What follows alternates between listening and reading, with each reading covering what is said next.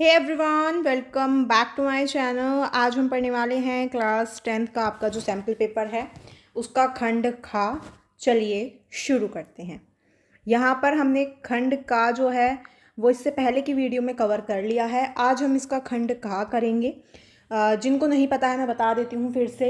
Sample paper जो CBSE ने release कर दिए हैं वो आपको उनकी ऑफिशियल वेबसाइट पर मिल जाएंगे और हम उन सैम्पल पेपर्स को सॉल्व कर रहे हैं। क्लास 10th हिंदी ए का जो सैम्पल पेपर है, कोर्स ए जो होता है, वो हम सॉल्व कर चुके हैं पूरा। तो आप अगर कोर्स ए के हैं तो आप वो वीडियोस देख सकते हैं जाके। अब यहाँ पर हम कोर्स बी जो है वो सॉल्व कर रहे हैं, जिसका खंड का हमने कर लिया है। अब हम खंड खा करेंगे और बाकी इससे पहले वाली वीडियो आप देख लीजिएगा।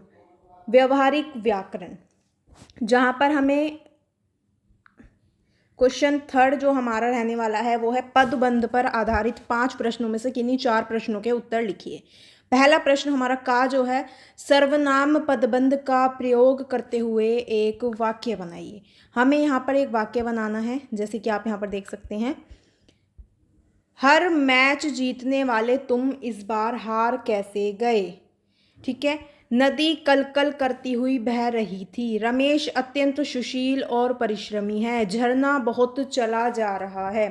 तो पदबंध जो है वो आपका कभी भी पूरा वाक्य नहीं होता है, ये आप ध्यान से सुन लीजिए। कभी भी पूरा वाक्य नहीं होगा। वाक्य का कुछ एक, सिर्फ एक जो वाक्यांश होता है वो आपका पदबंध कहलाता है। ठीक है। जैसे कि अब ये वाला हम देखते हैं तो इसमें सुशील और परिश्रमी, ये हमारा, यदि हम देखें कि ये कौन सा पदबंध है तो ये हमारा जो विशेषण है, विशेषण पदबंध है, क्योंकि इसमें इसकी क्या है, विशेषता बताई गई है। यहाँ पर है कि झरना बहता चला जा रहा है, तो ये क्या है, काम हो रहा है, तो ये क्या है, क्रिया पदबंध है। ठीक है। नेक्स्ट हमारा क्वेश्चन है खा। यह लड़का हमेशा कोई ना कोई शरारत करता रहता है। तो शरारत करता रहता है, इसमें हमें पदबंध बताना है। तो यहाँ पर जो शरारत करता रहता है वो हमारा क्या होगा, क्रिया पदबंध है, क्योंकि वो क्या कर रहा है, शरारत कर रहा है, एक काम कर रहा है, कोई काम हो रहा है, तो वो क्या है, क्रिया पदबंध। नेक्स्ट है गा। क्रिया विशेषण पदबंध का एक उदाहरण देकर वाक्य में प्रयोग कीजिए। जैसे कि बहुत जोर से, हम यहाँ पर, ये एक पदबंध है, बहुत ज़ोर से बारिश हो रही है। सुबह से शाम तक, वह सुबह से शाम तक काम करता है। धीरे धीरे चलना, वह धीरे धीरे चल रहा है।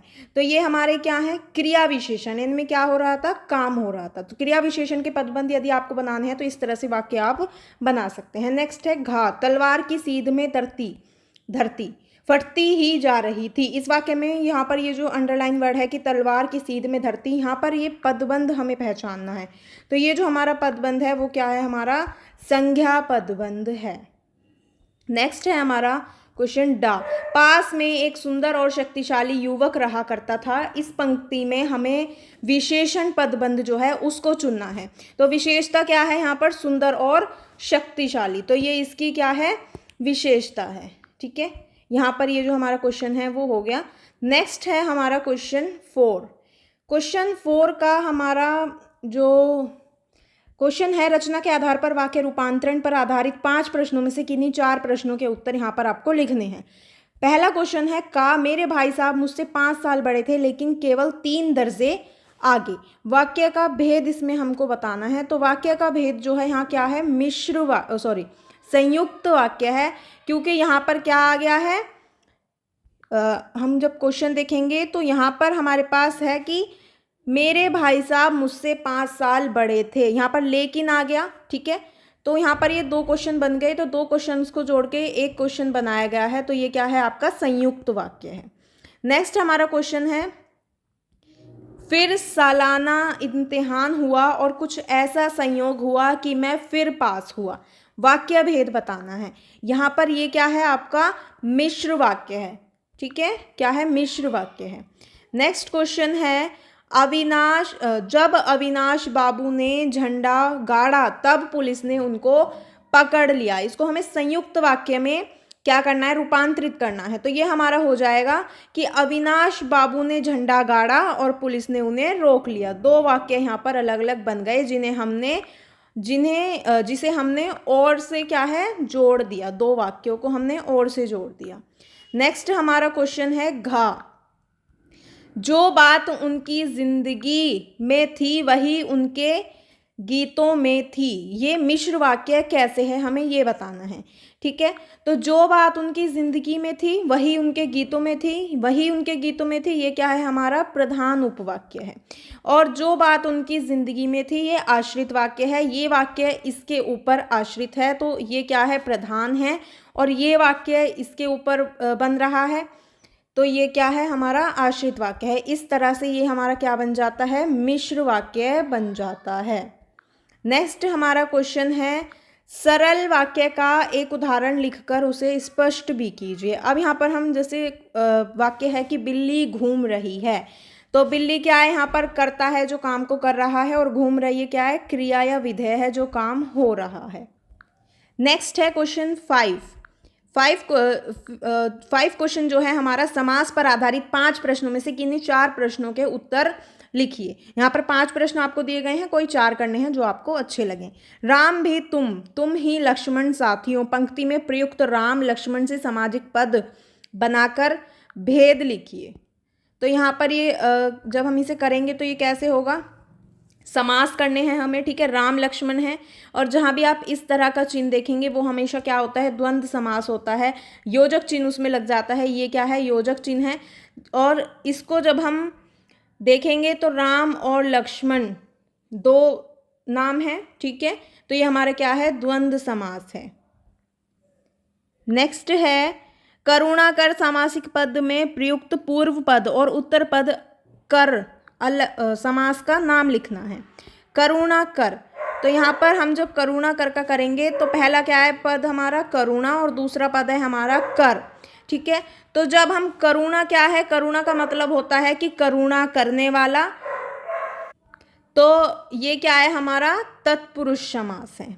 ठीक है, नेक्स्ट है हमारा अनाथ का सामासिक विग्रह कर समास का नाम लिखिए। तो यहाँ पर जब हम अनाथ का सामासिक विग्रह करेंगे, अनाथ क्या है कि भाई जिसका नाथ ना हो या जिसका कोई ना हो, तो ये क्या है हमारा तत्पुरुष समास है। नेक्स्ट है घाव। कर्मधारय समास के किसी एक उदाहरण का वाक्य प्रयोग कीजिए। हमें क्या है कर्मधारय समास का कोई एक उदाहरण बताना है। जैसे नील कमल की सुंदरता मनमोहक है, तो यहाँ नील कमल में क्या है नील जो है उसकी विशेषता है और कमल क्या है विशेष्य है जिसकी विशेषता बताई जा रही है। तो जहाँ कमल के नीले होने की विशेषता बताई जा रही है वो क्या है कर्मधारय समास का एक प्रकार है। अब जैसे हम देखते हैं चंद्रमुख यानी कि चंद्र जैसा मुख, इसमें क्या है चंद्र के समान मुख बताया जा रहा है। ठीक है, कि चंदा जैसा तुम्हारा क्या है चेहरा है, चंद्र जैसा तुम्हारा मुख है, तो ये हमारा क्या है कर्मधारय समास है।